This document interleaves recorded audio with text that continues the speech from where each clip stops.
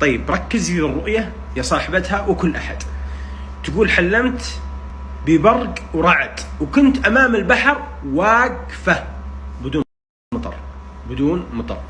وقوف في شيء موقفها، البحر هم، واقفة توقف، ما هو مسير، ما هو مشي.